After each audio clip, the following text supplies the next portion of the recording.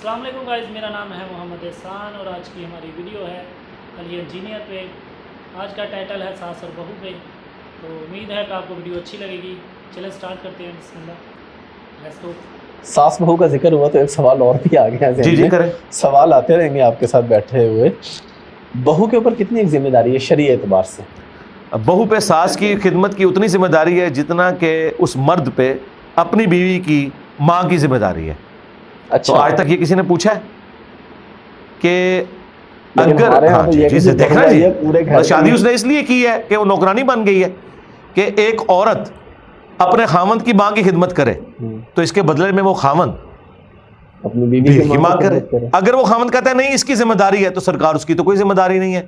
قرآن میں تو بیوی کا نان و نفقہ مرد کے ذمہ ہے، عورت کے ذمہ تو کچھ نہیں ہے۔ ایون حیران کن بات بتاؤں، بیوی اپنے بچے کو دودھ پلانے کا خرچہ بھی اپنے خاوند سے ڈیمانڈ کرے گی، طلاق کے بغیر ساتھ رہتے ہوئے، تو اندازہ کریں تو یہ کون سا اسلام ہے؟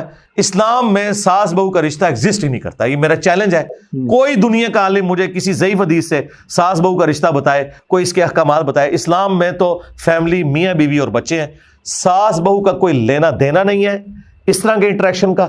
اس زمانے میں جب شادی ہوتی تھی فیملی الگ ہوتی تھی، ضروریات کم تھی نا، خیمہ الگ لگ گیا۔ اچھا آج کل ہماری مجبوری ہے combined system, combined family system میں پھر کچھ دو کچھ لوگوں کا یہ نہیں ہے کہ ساس اپنی بیٹی کے بارے میں تو یہ عقیدہ رکھے کہ اس کی ساس اس کے ساتھ کوئی فالتو کام نہ کروائے اور اپنی بہو سے وہ سارے کام لے رہی ہو، تو یہ کام تو نہیں ہونا چاہیے۔ کرٹسی میں کوئی کر دے تو کر دے، ادروائز ذمہ داری اس کی کوئی نہیں ہے جی، سیدھی سی بات۔ اور اگر کوئی بیوی یہ کہے اپنے خاوند سے کہ مجھے علیحدہ گھر چاہیے، کہنا چاہیے، علیحدہ ہی رہنا چاہیے۔ اچھا ہاں، جو عورتیں ماں باپ ناراض ہوں، جی میں آپ کو بتاؤں سرکار ایسا نہیں ہے، جو اپنے خاوندوں کو لے کے الگ ہوئی ہوئی ہیں نا، ان کے ساتھ تمیز کے ساتھ پیش آتی ہیں، وہ ساسیں بھی عزتیں کرتی ہیں۔ دیکھو کتنی آؤ بھگت کرتی ہیں۔ جو ساس ذلیل ہو رہی ہوتی ہے نا، وہ مرتے دم تک ذلیل ہوتی ہے۔ یہ ہر گھر کی سٹوری ہے، آپ جا کے پوچھ لیں۔ جو بہو ہو رہی ہوتی ہے، جو بہو ساتھ رہتی ہے وہ پوری زندگی ذلیل ہوتی ہے، اور جو اپنے خاوند کو لے کے الگ ہو جاتی ہے نا، وہ کبھی کبھار آتی ہے نا، اس کی عزت بھی ہوتی ہے، الٹا وہ جو بہو رہ رہی ہے اس کی خدمت بھی وہ اس کی بھی وہ کر رہی ہوتی ہے۔ تو یہ الگ ہونے میں ہی عافیت ہے، لیکن یہ یاد رکھیے گا یہ ایک پہلو ہے۔ الگ ہونے کا یہ مطلب نہیں ہے کہ اس مرد سے ماں باپ کی ذمہ داری اٹھ گئی ہے، نہیں۔ آپ کے ماں باپ کا حق توحید کے بعد 4 دفعہ قرآن میں آیا ہے، آپ کے اوپر ہے۔ جو بخاری مسلم میں آیا کہ تجھ پہ سب سے زیادہ حق تیری ماں کا ہے، 3 حق آپ نے بتایا ماں کے، 4تھی دفعہ فرمایا تیرے باپ کا۔ ماں باپ مجھ پہ حق رکھتے ہیں کہ میں ان کی دیکھ بھال کروں، اور دیکھ بھال کیا ہے؟ دیکھ بھال یہ نہیں ہے کہ میں نے جا کے ان سے اپنی بیوی کی غیبتیں سننی ہیں، یہ چغلیاں سننی ہیں۔ حق یہ ہے کہ میں نے ان کے پاس بیٹھ کے دل جوئی کرنی ہے، بیمار ہو جائیں ڈاکٹر کے پاس لے کے جانا ہے، ان کے کھانے پینے کا اہتمام کرنا ہے، بس یہ۔ اس سے زیادہ کیا کر سکتا ہوں؟ اس سے زیادہ کوئی کر نہیں سکتا۔ اور آج کل تو اللہ کا شکر ہے، یوٹیوب حافظہ اللہ کی برکت سے ماں باپ کے گلے شکوے ختم ہو گئے۔ پہلے دادی دادا کے پاس اگر پوتے پوتیاں نہیں آتی تھی نا تو وہ گلا کرتے تھے۔ اب وہ آگے بیٹھے نا تو وہ کوئی ڈرامے میں کس دیکھ رہی تھے، ٹھیک ہے بیٹا آگے مجھے پتہ چل گیا۔ میں کہتا ہوں جی انٹرنیٹ نے نا گھروں کے جھگڑے ختم کر دیے ہیں۔ بوڑھوں کو عمر نو بھی مل جائے نا تو ان کے پاس ٹائم پاس کرنے کا بڑا اچھا ذریعہ موجود ہے۔ اب وہ گھٹ گھٹ کے نہیں مرتے۔ اب اینڈرائڈ فون، ہاں یہ بہت بڑی نعمت ہے، یہ اتنا بڑا ایسٹ ہے، پازیٹیولی یوز کریں اور یقین کریں یہ نیکی کا بھی کام ہے۔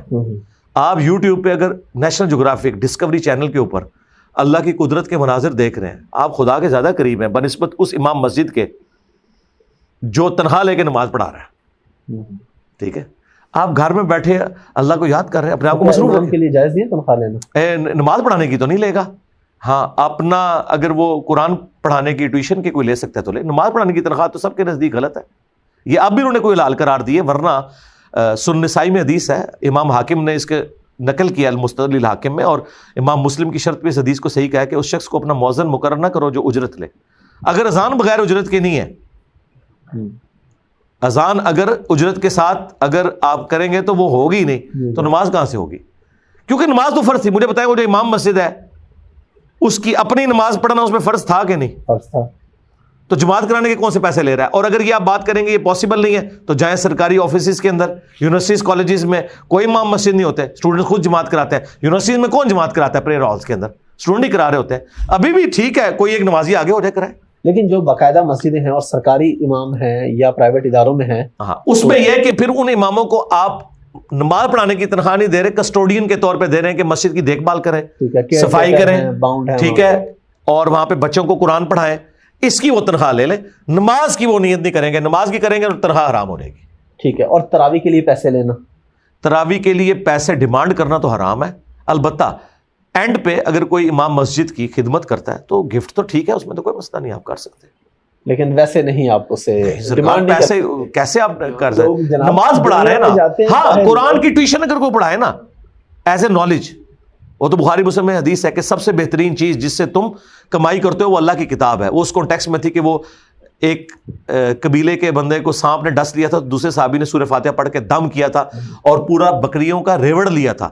نبی الاسلام نے اس میں سے خود نوش فرمایا تاکہ اسٹیبلش ہو جائے کہ یہ حلال ہے. تو اس پہ آپ نے فرمایا تھا کہ قرآن کی اجرت اگر کوئی لیتا ہے تو یہ سب سے بہترین کمائی ہے, لیکن یہ والی اجرت دم والی قرآن کی ٹیوشن. لیکن ٹیوشن میں یاد رکھیں, ابو داؤد میں حدیث ہے کہ جس نے قرآن کی ٹیوشن اس طریقے سے پڑھائی ہے کہ کسی غریب آدمی کے اوپر ظلم کیا ہے تو آگ کی کمان وہ لے کے جا رہا ہے, کیونکہ وہ ایک صحابی نے ایک غریب بندے سے جو ہے نا وہ ڈیمانڈ کر لی تھی. تو آپ فرمایا یہ آگ کی کمان ہے جو تم نے لی ہے. ویسے ٹیوشن پڑھائے تو بہت اچھی بات ہے. اچھا, اور جو ابھی ہم نے آپ سے سوال پوچھا تھا کہ اگر کوئی بیوی کہتی ہے الگ اور ماں باپ کہیں ہم اجازت نہیں دیتے تو وہ نافرمان ہو جائے گا. ماں باپ کیوں اجازت دیں گے؟ ماں باپ کب سے شریعت ساز ہو گئے؟ آپ نے کلمہ اس کا پڑھا ہے جس کی قبر مدینے میں ماں باپ کا کلمہ پڑھا ہے, ٹھیک ہے, ان کو بتائیں پھر ساس بھی کبھی بہو تھی, اسے کہیں کہ اماں مجھے ذرا قرآن پہ حلف دے کہ تیری بھی یہ خواہش نہیں تھی, تو آج وہی خواہشات جو ہے تو دوسروں کو بھی رائٹ دو نا, ٹھیک ہے. تو ماں باپ یہ کیسے کہہ سکتے ہیں بیٹے کو کہ تو اپنی بیوی لے کے لگنا ہو؟ یہ تو نہیں, یہ وہ کہہ سکتے ہیں کہ تو ہمارے حقوق پورے کر, ٹھیک ہے. وہ تو پورے کرے گا, میں نے بتایا وہ تو اس نے ضرور پورے کرنے ہیں. الگ گھر تو اس کی یعنی اس کا رائٹ ہے, کیوں نہ کرے. لے جی, یہ تھی آج کی ہماری ویڈیو انجینئر محمد علی مرزا پہ. امید ہے کہ آپ کو ویڈیو اچھی لگی ہوگی. کمنٹ سیکشن میں ضرور بتانا کہ آپ کو ویڈیو کیسی لگی.